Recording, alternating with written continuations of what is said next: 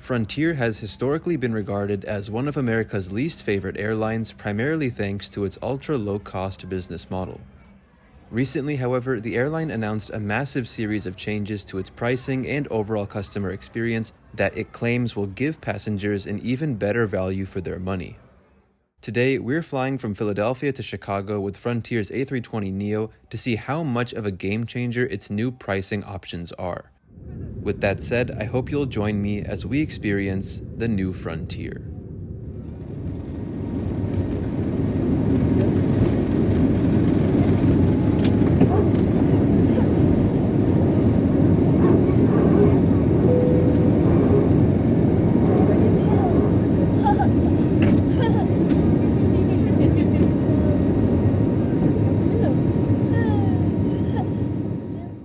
Good afternoon from Philadelphia's Terminal E, where, despite having checked in online, we're here at the Frontier check-in counters to drop our one checked bag. Now, this checked bag cost $74, and believe it or not, that's more than the price of this ticket, and that's primarily because we added it only a week before this flight.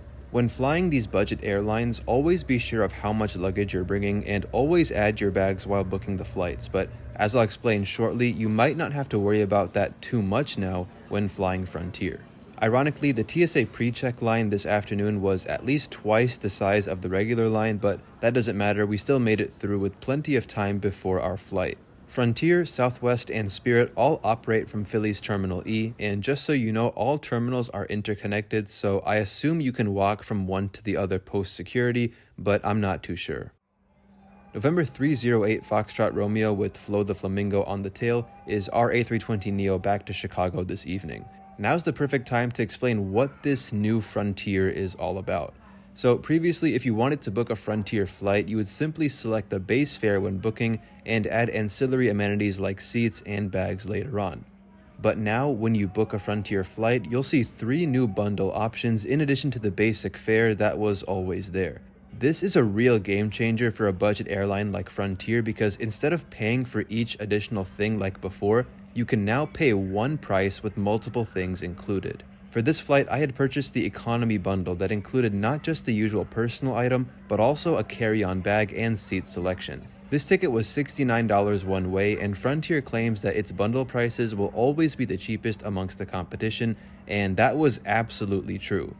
Frontier has 2 daily flights between Philly and Chicago, one to O'Hare and the other to Midway. American Airlines, on the other hand, for example, has multiple daily flights between the 2 cities as they're both major hubs. But surprisingly, American was 3 to 4 times more expensive than Frontier on this particular day. Frontier still boards its aircraft in zones, but anyone who purchases a bundle will automatically be granted Zone 1 boarding. You might recall that Frontier is notorious for enforcing the personal item policy, and so during boarding, gate agents usually have people who haven't purchased a carry-on bag put their bags in the sizer to make sure everything is in order. Surprisingly, the gate agents today were not using the sizer at all, at least not for Zone 1. Now, I would have thought that despite having purchased carry-on bags that our personal items would have still been checked, but I can't complain. Frontier's A320neo seats 186 passengers in an all-economy layout. The first 2 to 3 rows and the exit rows have extra legroom seats. I'm in 17A for this flight, and these budget airline seats are thin, but this never really bothered me. Frontier's newer planes have actual tray tables now, but this being one of the older A320neos, it still features the pathetic tiny ones. There's a proper seat pocket, unlike those you'll find on Spirit, and then 28 inches of legroom, which should be fine if you're under 6 feet. Of course, if you don't have a bag in front, then that's even better, but as a pro tip, try to move your bag up from under the seat after takeoff if possible, so at least you have some extra room. Finally, above the seats are the usual passenger service units.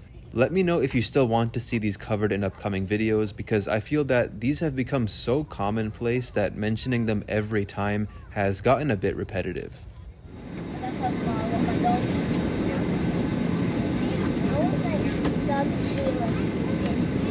Yeah, small dog. So we need to get out on the runway part.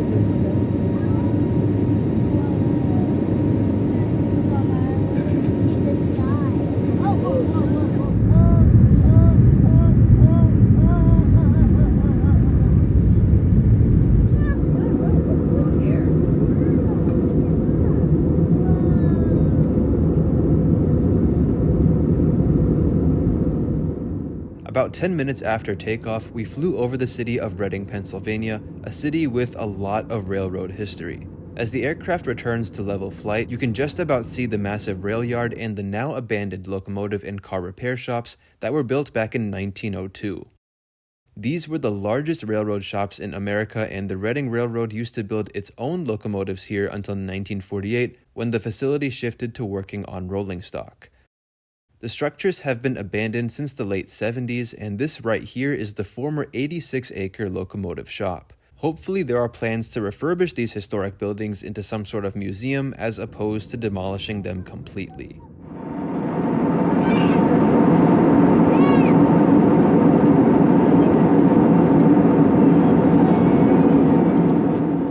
Now, even though Frontier has rolled out its new pricing bundles, the onboard service is exactly the same, with no complimentary food, Wi-Fi, or power outlets, but none of that was really an issue. And yeah, the seats begin to feel cramped pretty quickly, but thankfully my new backpack isn't too big, so I had some space.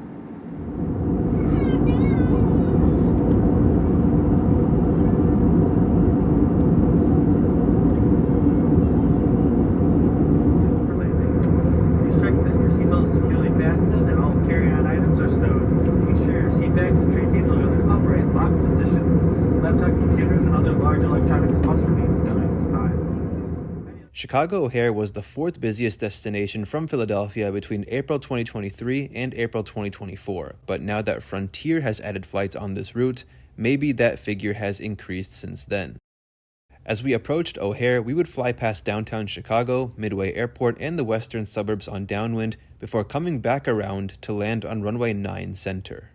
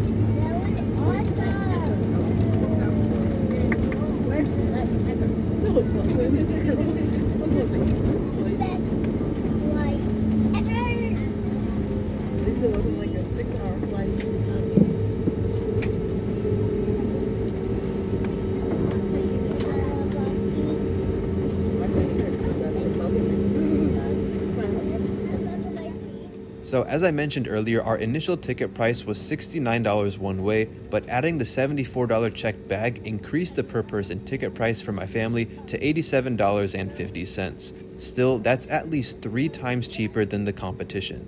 So while you don't get amenities like free refreshments, Wi-Fi, or power outlets on Frontier, I think the overall value for money that you get with these new bundles is fantastic. For example, as you saw, a $30 upcharge from the basic fare gets you a carry-on bag and seat selection included. That's a big change for Frontier, as before, one carry-on bag used to cost $30 to $40 alone. So getting that for free now is amazing. While I would still prefer to fly a legacy carrier like American or United, Frontier guarantees that it will always have the cheapest fares on any given route, so if there is a massive price difference in the future, I will gladly consider Frontier and the bundles again. And if you don't care for free drinks, snacks, Wi-Fi, or power outlets and just want the baggage allowance, seat selection, and no more change or cancellation fees, I would definitely recommend Frontier as an option. Luggage claim, a Frontier customer service representative will leave the flight upon the arrival at the gate and will be more than happy to assist you.